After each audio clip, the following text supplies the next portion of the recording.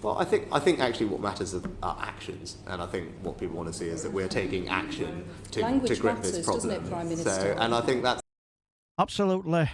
Language really does matter, doesn't it? Well, hello there, and I do hope you're all well anyway. In yesterday's Liaison Committee Meeting, where they were questioning the work of our Prime Minister Rishi Sunak, the topic of asylum seekers sprung to mind, and up steps the chair of the Home Affairs Committee, Dame Diana Johnson, to first poke holes in their Rwanda plan, this illegal migration bill and their dinghy spotting culture wars, and then moved on to politically charged language. And clearly, as you can tell, our entitled Prime Minister wanted to steer well clear of it. I think it's very clear that we're all committed to stopping the small boats, and you've made it one of your 5 priorities.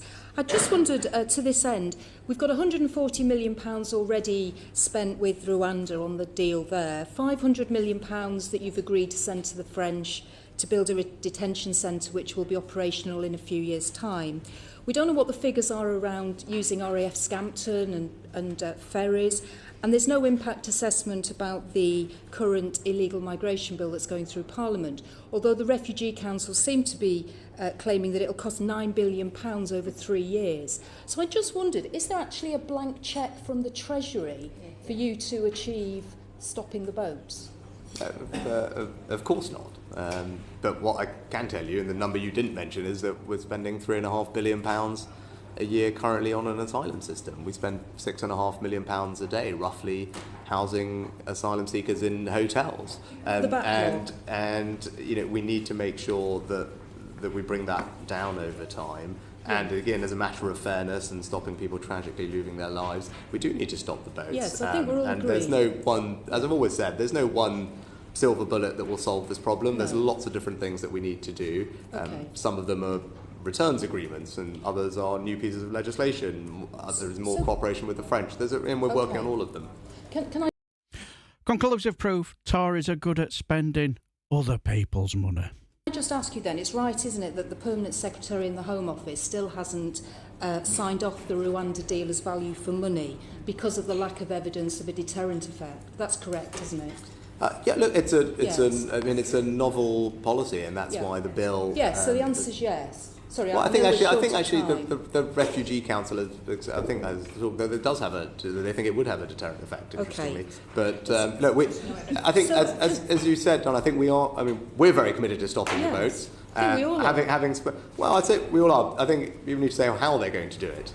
This is what I think the right way to do it is. Other people may have alternatives, but having spent a lot of time on it and having seen lots of other ways that people have come at the problem, you know, I think this is the only way to do it. Can I just ask you then, given that the illegal migration bill provisions are now going to be backdated to the 7th of March, and it's being promised that we're going to see Rwanda departures, flights to Rwanda departing by the summer, small boats already should be, there should be a deterrent there already in action. But actually this year we've had 3,770 people arrive in small boats since January 1st. So why do you think there's not been any evidence of a deterrent effect so far?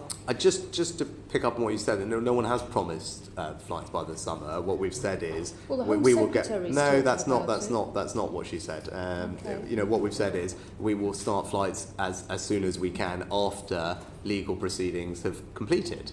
And as you know, that there's been one High Court judgment already. That's being appealed. The government continues to defend its case, but ultimately we need to let the legal process play out, and it's only after that the legal process has been completed. Now, people may speculate on when that is likely to happen or not, but it's only when that process has been completed that we can practically start the flights, and I believe it's at that moment that you will be able to see, you will start to see, one would assume, from time onwards. But it was right that we backdated the legislation, because otherwise, again, you create an incentive for people to come very quickly and search, which obviously that wouldn't be sensible either. So it's the appropriate and sensible thing to do to backdate the legislation from the day of introduction. Okay, what happens if your priority to stop the boats? What happens if they don't stop coming?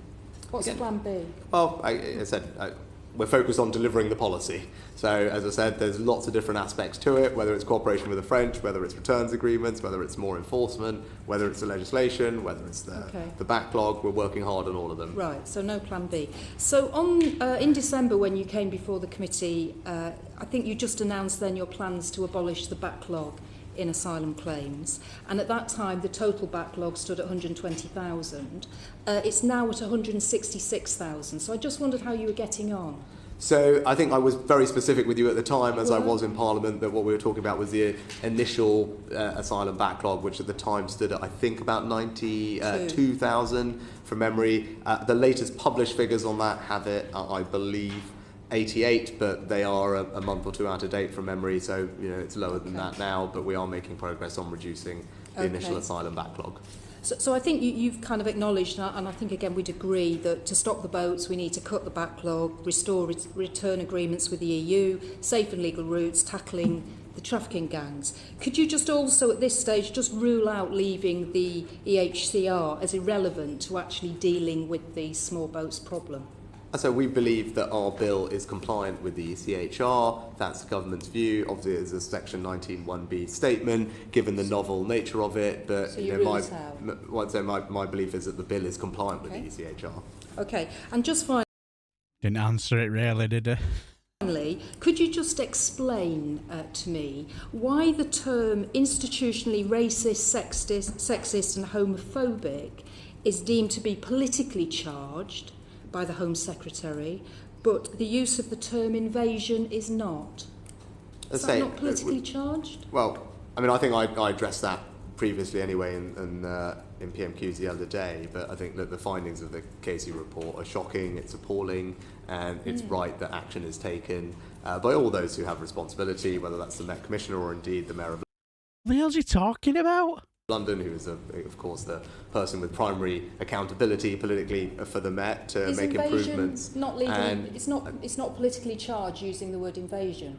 As I said, with regard to the Casey report, it's important that changes are made. No, I'm asking you about invasion, use of the word invasion to describe the small boats problem. I think, look, it's very clear that the scale of the problem is significant and growing. I mean, when you've had a quadrupling or quintupling of the number of illegal arrivals in the space of just 2 years, it's important to actually recognise the pace of what's happening, and that's a very large number, and it's growing very quickly. But my specific question is it politically charged to use the word invasion in relation to the small boats problem? What I would say is the situation is one that is significant and it's growing, and it's important that we take action to stop it. Okay, well, it seems to me that it is politically charged to use the word invasion. I mean, we know that use of that type of word inflames people and gets the far right particularly inflamed. Well, I think actually what matters are actions, and I think what people want to see is that we're taking action to grip this problem. Doesn't it, Prime Minister? And I think that's what we're doing, whether it's with the legislation, it's said cooperation with the French, all the other things we're doing. I think what that demonstrates is action to grip a problem which is significant and growing. Okay, I think language matters, Prime Minister. Thank you. I totally agree, and I have a lot of time for Dame Dana Johnson. She's very good at what she does, isn't she? When asked about the squandering of £140 million to Rwanda, £500 million going to France, and £9 billion for this ridiculous migration bill for over 3 years, and whatever amount being squandered elsewhere, are unmoved. Rishi Sunak clearly having a wet dream when he's hearing all these numbers. Gives a reason for squandering taxpayers' money on these schemes are to save £3.5 billion a year on an asylum system of their making. 6.5 million a day housing asylum seekers stuck in a backlog of their own making too. The mind boggles, doesn't it? Also with his waffle, clearly there is no plan B, is there? So when plan A fails, they can blame Labour, lefty lawyers, right up to the member for Islington North, I suppose, who's going to be living rent-free in their heads for the next year or so. But when Dame Diana Johnson asked about both the European Court of Human Rights and politically charged language, his replies were very interesting, weren't they?